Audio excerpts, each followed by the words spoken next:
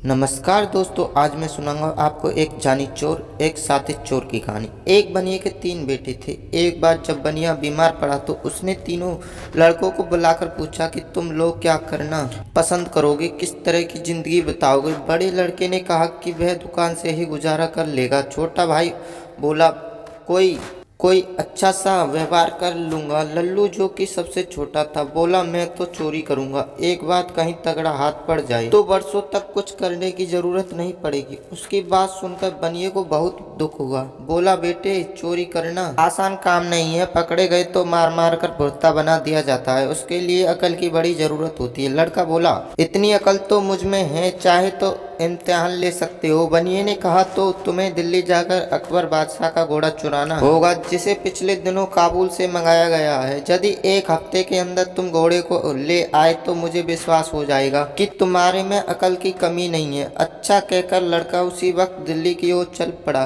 दिल्ली पहुंचकर पाया कि शहर के चारों तरफ कड़ा पहरा है। वह बाहर सड़क पर रुक गया और सोचने लगा कैसे अंदर चला जाए। कुछ देर बाद उसने एक नाई को आते देखा। पास आने पर पूछा भाई कहाँ जा रहे हो। नाई ने बताया कि वह रोज हजामत करने शहर जाता है, यही उसका धंधा है। पूछा तुम कौन हो। लड़का बोला कि मुझे जानी राम कहते हैं और मैं भी इस शहर में जाना चाहता हूँ। नाई ने बताया कि शहर के अंदर वही आदमी जा सकता है जो कुछ काम करता हो, फालतू आदमी को शहर में नहीं घुसने दिया जाता है। सुनकर जानी राम सोचने लगा कैसे शहर में घुसा जाए। नाई से वह बोला अच्छा भाई मैं वापस ही लौट जाऊं, लेकिन मेरी हजामत तो बनाते जाओ।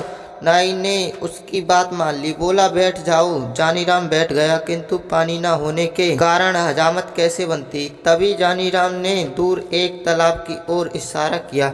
बोला वहां से कटोरी में पानी भर लाओ, तभी हजामत बनेगी। नाई ने अपनी पेटी वहीं रख दी और पानी लेने चला गया। अब क्या था, जानीराम ने पेटी को कंधे पर लटकाया और अपने को नाई बताकर तेजी से शहर के अंदर घुस गया।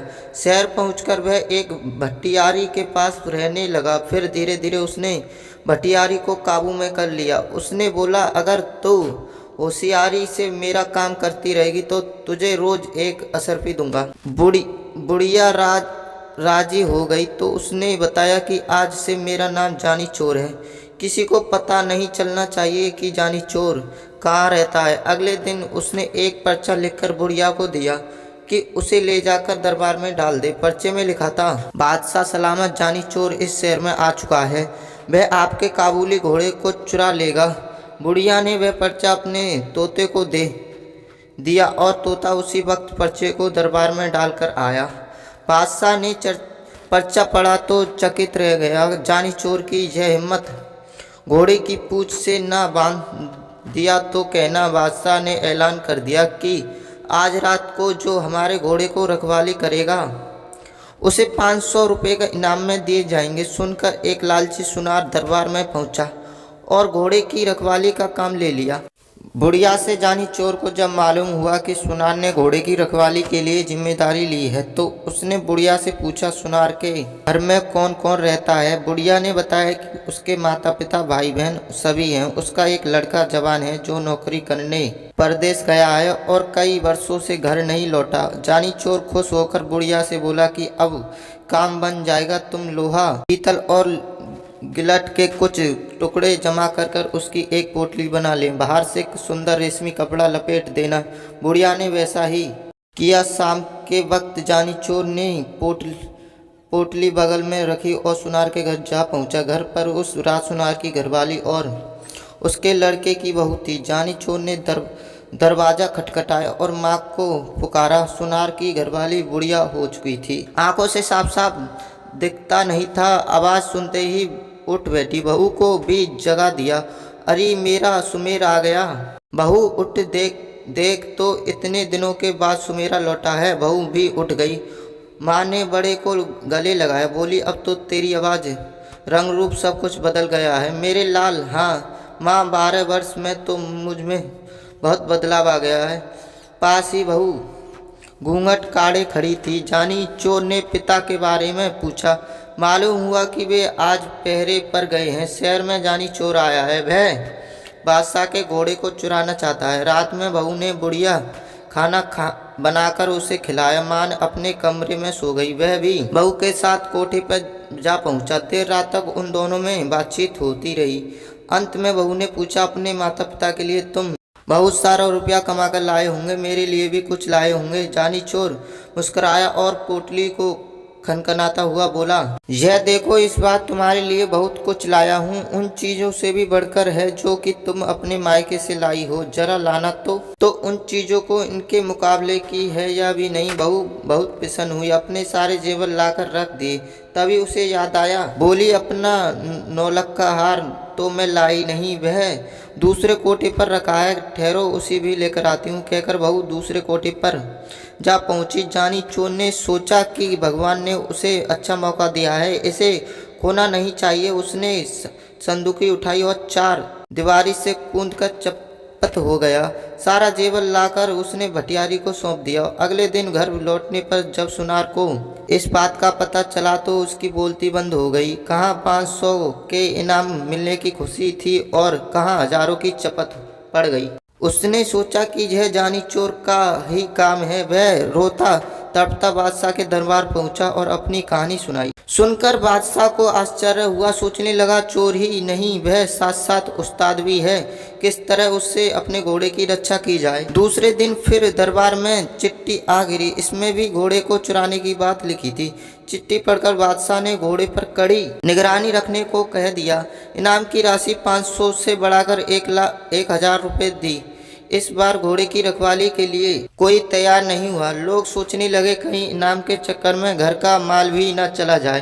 किंतु शहर के कोतवाल से ना रहा गया। वह मूंछों पर ताप देता हुआ बोला, अब उस बादशाह को मैं देखूंगा। पकड़कर बांध ना दिया तो कहना। जानी चोर ने भटियारी से फिर पता लगाया कि इस बार पहरे पर कोतवाल साहब आए हैं। उसने दुल्हन जैसे कपड़े पहन लिए हैं और एक थाली में धूप बत्ती जलाकर मंदिर की ओर चल पड़ा। रास्ते में कुछ दूरी पर घुड़साल पड़ती है, जहां घोड़े पर सवार होकर कोतवाल साहब पहरा दे रहे थे। रात के समय एक सुंदर स्त्री को अपने पास से गुजरते हुए जब कोतवाल ने देखा तो रोककर पूछा, इस आधी रात में किसकी पूजा करने आई हो? औरत घूंघट निकाल पर बोली, ठाकुर जी की पूजा करने आई हूँ। कोतवाल बोला, मैं भी तो ठाकुर हूँ। औरत हंसी के स्वर में बोली, हटो जी, क्यों मजाक करते हो?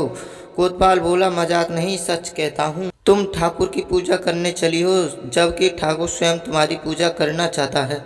औरत बोली, अच्छा तो चलो, वहाँ मंदिर में चलकर पूजा करना। ठाकुर खुशी से उछल पड़ा और अपने घोड़े को साथ लेकर मंदिर में चला आया। उसने घोड़े को बाहर बांध दिया। हथकड़ी, बेड़ियां और बंदूक लेकर औरत के साथ मंदिर के आंगन में जा धमका।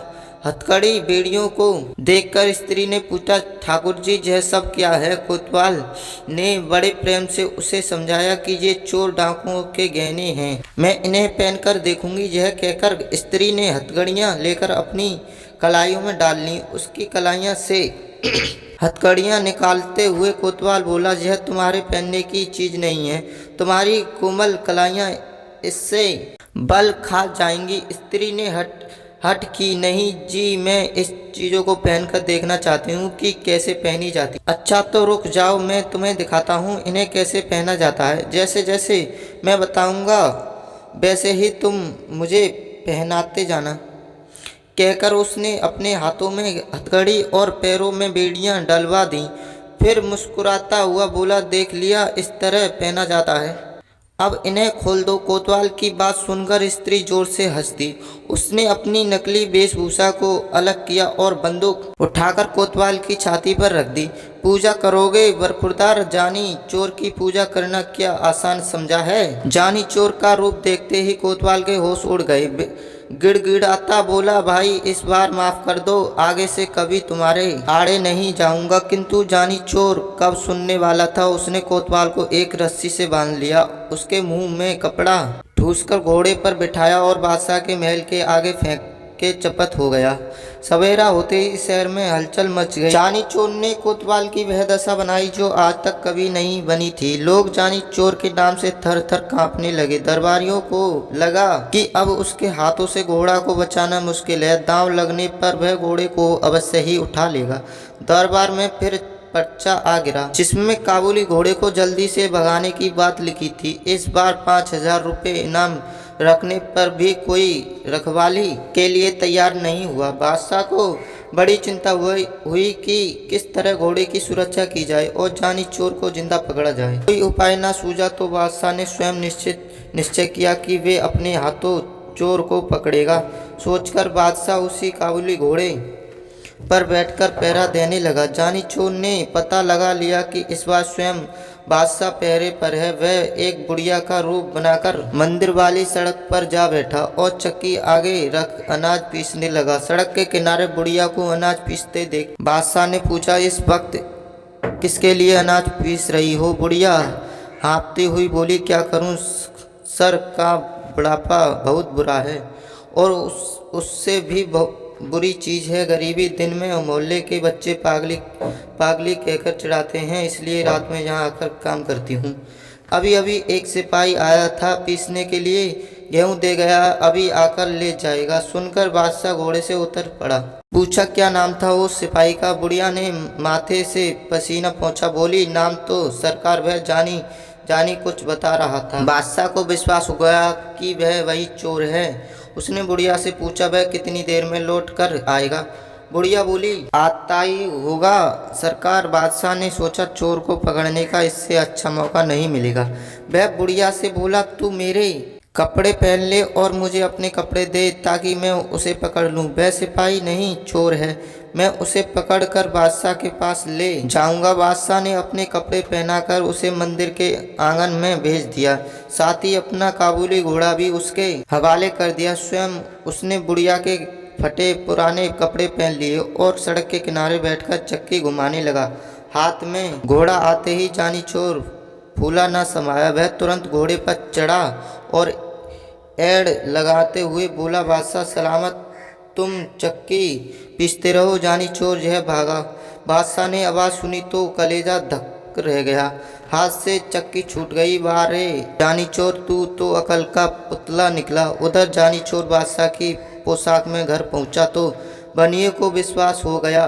बोला, शाबाश बेटा, अब तू जाकर जरूर चोरी कर सकता है, किंतु याद रखना गरीब को कभी परेशान न करना। ईमानदारी और मेहनत से कमाए गए धन पर डाका नहीं डालना और गरीबी की सहायता करने में पीछे न रहना। अब जाकर बादशाह का घोड़ा वापस करा। सुनकर जानी चोर घोड़ा वापस करने निकला।